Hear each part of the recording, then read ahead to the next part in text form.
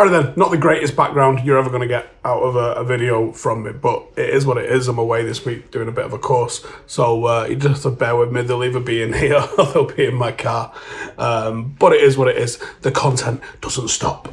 So today we're going to be talking about how United sort themselves out, because we are sailing very, very close to the wind with both FFP and PSR. And the one way we can help alleviate that, outside of bowling out with Ineos plastered across our arse cheeks next season for 4 billion, is through player sales. It's got to be the number one way that United do it. One, because it obviously helps because you get the fee for the player, but also two, because you get that player's wages off the wage bill. And I would say this United team at the moment has got a problem with wage bill.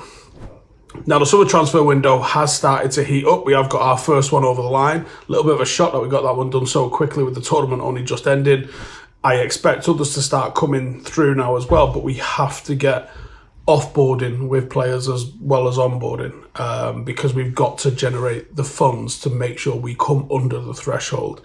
Now, we did speak about our United fucked last week, and there's a lot of assumptions being made in terms of the money that we can bring in.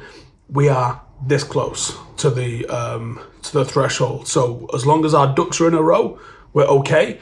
But if we want to spend, we really, really need to bring in as much as we want to spend. We need to bring in.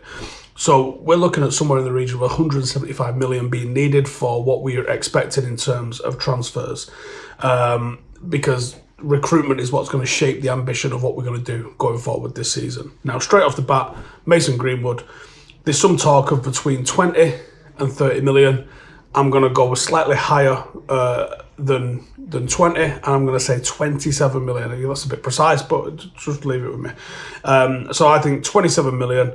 He's almost definitely out of the door. It looks like Marseille or Lazio will be the destination that he rocks up at. We will get a boost for FFP and PSR because it means pure profit. I guess there's some level of offset when you sell a player that you've signed. I don't know enough about it. Bear with me, I will look into it, but as I can figure, it's just pure profit, supposedly, when it's an academy player. Will mark the end of the dark cloud that the Greenwood situation has caused for the club. So I guess 27 million goes into the kitty. Next one, Jaden Sancho. Now, this one doesn't seem to be as straightforward as it appears. We saw Erik ten Hag come out and sort of mention that, or he didn't come out, it was sort of said that they'd had a conversation and he's going to be given a clean slate sort of thing. Personally, I don't believe that to be the case. Personally, I think it's more than likely United are playing the game so we don't get lowballed when it comes to trying to sell him, and that's fine.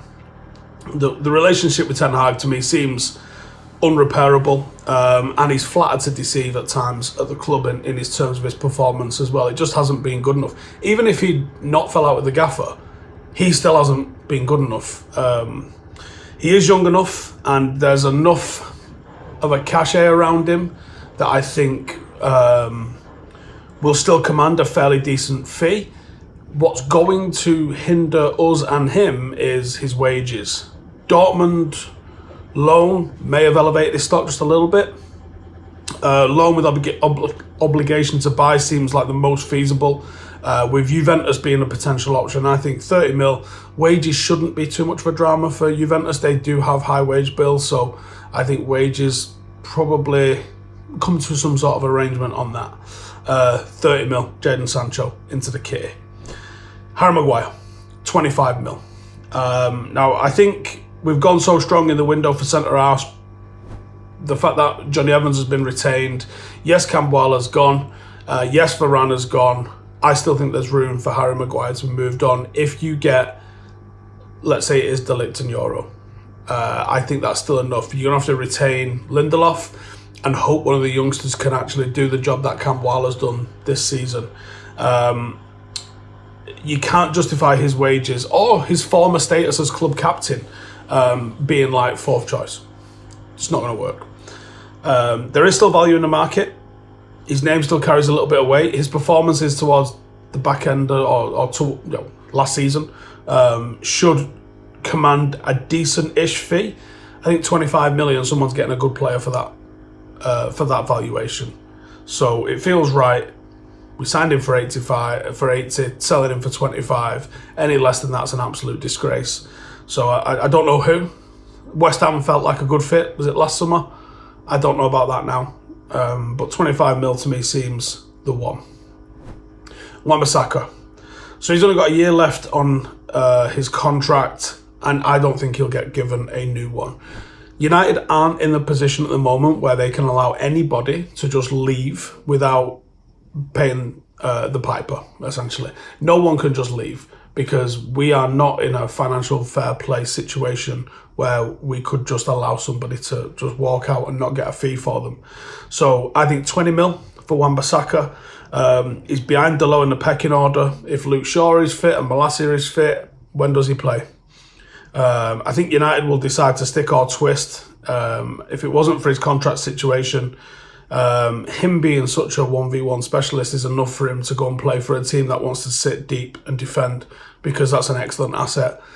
The problems come when you ask him to do highline defending or get on the ball and dictate play a little bit. Certainly want to keep an eye on, but I think you can get 20 mil for him, and I think that'd be absolutely justified. We've improved him since he's been here, but you're still not getting more than 20 mil for him, I don't think. Lindelof. This would be the one out of these I'd keep, because I think there's less fuss and less issue and less wages and all the rest of that sort of stuff. But very similar situation. He's completely fell down the pecking order. He's also at the stage of his career where he either needs to move and get regular minutes or totally resign himself to being someone who just trains all week and doesn't play. The only upside is he's got that flexibility where he could be a bit of an emergency right-back cover, and that might help him stick around and not be sold. Casemiro. Now, the demise of Casemiro has been very sad to see, but it became very clear that he's just not the player he once was, doesn't have the required traits to play the role we want him to in the team that we want him to play it in. It's a priority area for United in the transfer market. The wages are outrageous. The Saudi links are a real opportunity for us to actually get a decent fee in and raise some funds for signing those replacements. And it's a big high earner off the wage bill, which is a bonus. Scott McTominay, 30 mil. It could be argued that he might have the highest values of the players that are left and a surplus requirements because he's in his peak year. He's an international, very important international, and he had a very good goal-scoring season last season, which you would hope United could cash in on somehow. Massively helps with PSR because of that pure profit thing with him being academy. Not good enough if we was to keep him. He's literally just going to come in and fill a gap. I would rather see one of the youngsters, a Hannibal or a Collier or a Go, come in rather than just keep Scott McTominay around for a purpose that we should be bringing on straight. Like Xerxes would come in and get the goals and more than what McTominay offered off the bench, in my opinion. Well, that raises 177 mil if you're able to get all of them over the line. And then there might be even some youngster sales as well. There could even be like one real big one. Like if they decide Marcus isn't going to be sticking around and you can get 70, 80 million for you don't, obviously it's all pure profit as well, you don't necessarily lose multiple members of the squad to do that. That might be enough to see a Lindelof stick around. That might be enough to see a McTominay stick around or something like that. Because even though you would like to be like, right, we need to clear off, this lot aren't good enough and bring all of these in. But if you do that, then where do you go from there? Because you need a squad. We saw how deep, I was 20 minutes, I think, from one point, from playing centre-half for United last year because of just how injured every single person was. Ash went for a League Cup game. He should have took his boots because he'd have probably got on the pitch and he'd probably look fine, actually. But it is what it is, innit? Anyways, it's time for me to go start slinging some brass down range. So cheers for tuning in. I'll catch you in the next one. Laters. Hey, thank you for watching the video. If you are new around these parts, then don't forget to subscribe. My channel is proudly supported by my community on Patreon. If you'd like to get a little bit of extra content, a Discord group, meetups, five-a-side games, weekly podcasts, behind the scenes, and even an occasional bit of transfer news as and when I get it, then for the price of a pint, you can show your appreciation for the content that we make and get some goodies for doing so as well. Check the link in the description or click the button right here. You'll also find all of my socials here too if you want to follow me on any of those platforms. Nice one.